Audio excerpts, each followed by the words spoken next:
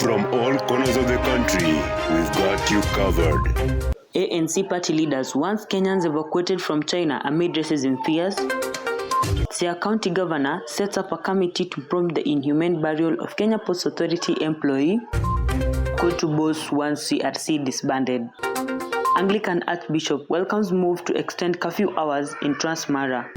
And one person succumbs to coronavirus as 6 tests positive.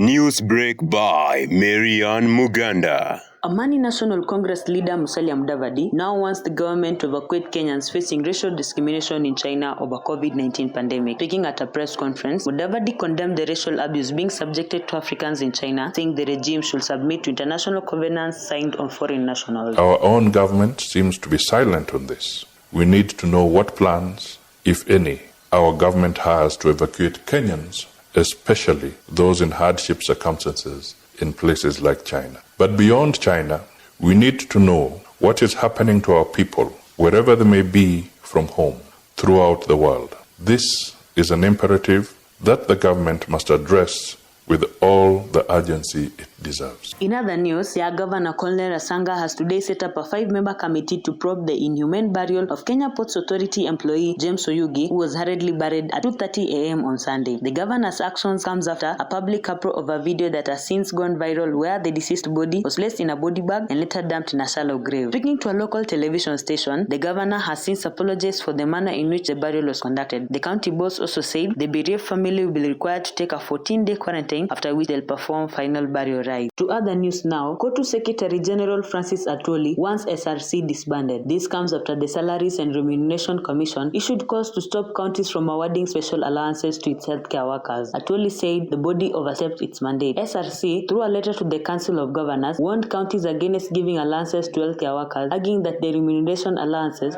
will promote inequality among the healthcare workers. Any employer, particularly the devolved system in Kenya, governors and their county governments are independent mean presidents of those counties, and they can make quick decisions on the people that they lead. An investor would like to negotiate freely with his employee and construct contracts without interference of anybody else. Government, for that matter, is the main employer. County governments are employers, and they must be given leeway to make decisions independently. That SRC is not reflected in the new coming constitutional arrangements. Anglican Church of Kenya Archbishop Jackson Ole Sapit has welcomed the move by the Rift Valley Regional Coordinator George Natembea to extend curfew hours in Koror area of Transmara amid increased cases of insecurity. Sapit says the move will help improve the situation, even as he called on the two warring clans to embrace dialogue in resolving their disputes. Tunaunga mkono ile kafi wameweka. Mtu yeyote ambaye ataonekana akitaka kuangamiza maisha ya mwingine, huyo achukuliwe hatua na adabu kali, kwa sababu haipaswi mtu yeyote kwenda kuchoma nyumba ya mtu, kwenda kuua mtu, kwenda kunyang'anya mali yake, kwenda kuiba ng'ombe yake ati kwa sababu kuna msoso.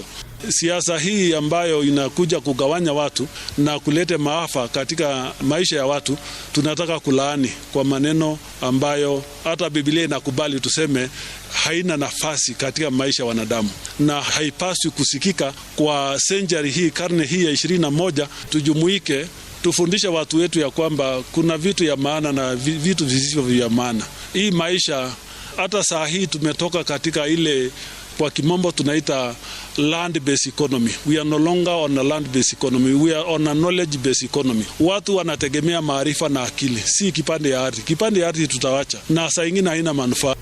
To other stories now, number of COVID-19 pandemic cases in the country increased to 197. This comes after 6 new cases were registered in the last 24 hours.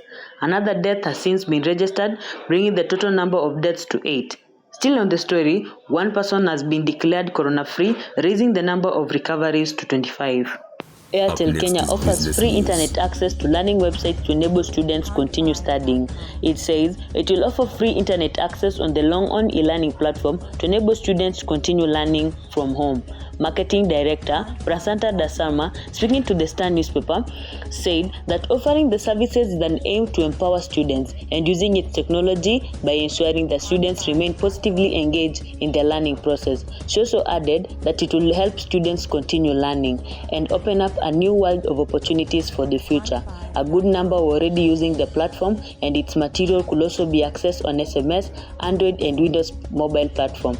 The president also called on businesses to help Kenyans cope during the coronavirus pandemic.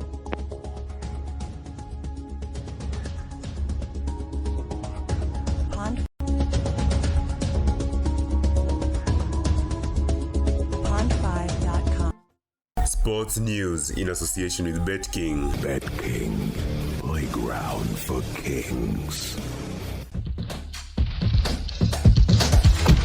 Football Kenya Federation has named a provisional 26-member national under-15 team for the regional championship that is tentatively set for Kigali, Rwanda next month. However, uncertainty surrounds the training of the team owing to the fact that most sports activities have been altered due to coronavirus pandemic. Moving on, Gor Mahia captain Kenneth Muguna has given a strong hint that he may not be renewing his contract with the defending champions if a right deal comes through. The 24-year-old international midfielder who won the 2017 Kenya Premier League Player of the Year award now hints parting ways despite the fact that he has 18 months remaining on his contract. And finally, Juventus players Daniel Rugani and Blois Matuidi has fully recovered from the COVID-19 virus and will no longer need to self-isolate. Rugani, Matuidi and Paul Dybala are the Juventus players who tested positive for the coronavirus.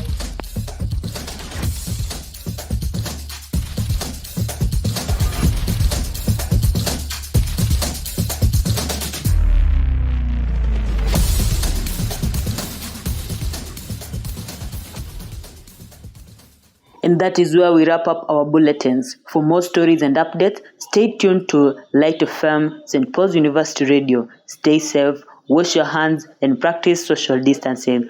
I've been your host, Miriam Muganda. Have a blessed afternoon.